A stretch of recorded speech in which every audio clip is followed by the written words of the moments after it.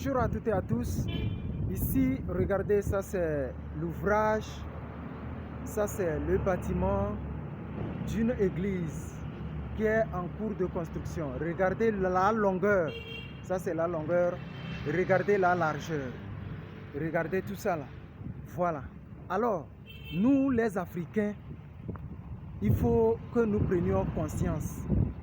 Nous, dans un pays où on dit que la jeunesse est au chômage, il n'y a pas d'emploi, on souffre, on ne trouve pas à manger, on n'a pas l'argent, on a trouvé des millions, je ne dis pas 1 million, on a trouvé des millions pour construire des bâtiments d'église gigantesques comme ça, pour prier Dieu dedans. Et nous, regardez, quels sont ceux qui rentrent dedans pour prier? C'est des gens qui ne trouvent pas à manger une fois par jour, 2 fois par jour, mais ils ont trouvé l'argent pour contribuer à construire cet immeuble gigantesque.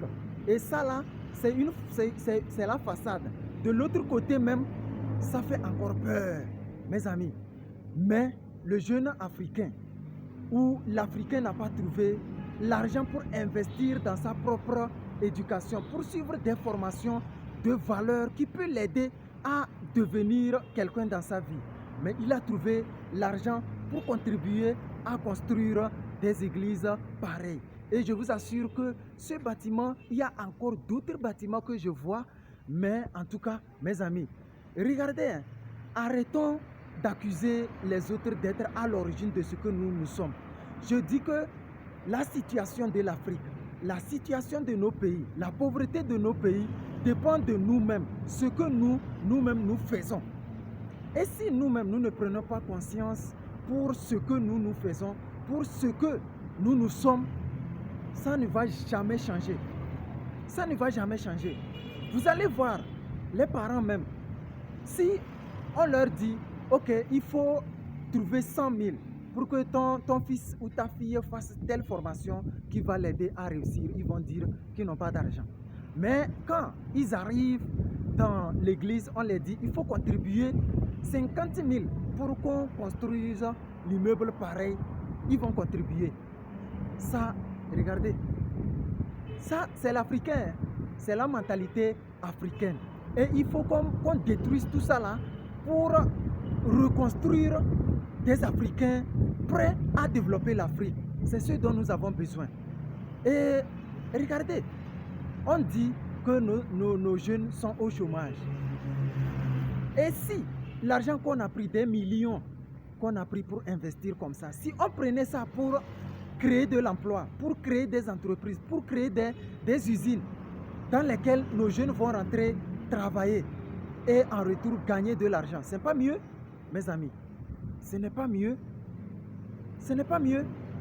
Alors, mes amis, il est temps que nous, la jeunesse africaine, la jeunesse togolaise et toute la jeunesse mondiale, je peux le dire ainsi, il faut que nous prenions conscience pour ce qui est en train de se faire. Parce que les gens sont prêts à se battre pour Dieu, mais ils ne sont pas prêts à se battre pour eux-mêmes, leur propre vie. Et c'est dommage, c'est suicidaire, surtout en Afrique. Nous voyons toutes ces choses-là comme ça, mais on n'ose pas dire. Mais il faut qu'on mette la main sur le problème et le régler. On dit, si quelque chose ne fait pas mal, ce n'est pas un problème. Un problème doit se faire mal. Et pour mettre la main sur un problème, ça doit bourdonner. Et quand ça bourdonne, il faut savoir que ça est en train de se régler.